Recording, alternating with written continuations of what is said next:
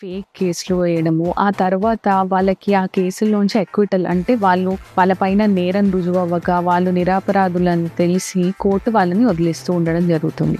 And కొన్ని cases పోలీసులు file చేసినా గానీ క్రిమినల్ కేసెస్ ఆ తర్వాత క్వాష్ ప్రొసీడింగ్స్‌కెళ్ళడము. ఆ తర్వాత కోర్టు నిజంగా అక్కడ ఏం నేరం జరగలేదు అని ఆ కేస్‌ని కొట్టేయడం అనేది చూస్తూ ఉంటాం.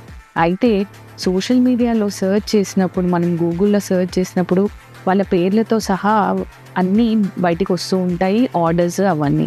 అయితే దీనికి అగ్రీవ్ అయిన చాలామంది రీసెంట్‌గా ఢిల్లీ హైకోర్ట్‌ని అప్రోచ్ అవ్వడం జరిగింది. ఢిల్లీ హైకోర్ట్‌ని అప్రోచ్ అయ్యి, మేము చాలా కేసెస్ సెటిల్ చేసుకున్నాము. మేము నిరపరాధులం. కొంతమందికి అక్విటల్ వచ్చేసింది. నిరపరాధుల్లాగా బయటికొచ్చినా గానీ విత్ క్లీన్ హ్యాండ్స్ మమ్మల్ని ఈ డిజిటల్ పనిష్మెంట్ అనేది వేధిస్తోంది. మా తప్పేం లేకపోయినా అని వీళ్ళందరూ ఆర్టికల్ 21 కింద కోర్ట్‌ని అప్రోచ్ అవ్వడం జరిగింది. అయితే కోర్ట్ ఏం చెప్పింది అనంటే ఇండియన్ సిస్టము ఓపెన్ జస్టిస్‌ని ఫాలో అవుతూ ఉంటుంది.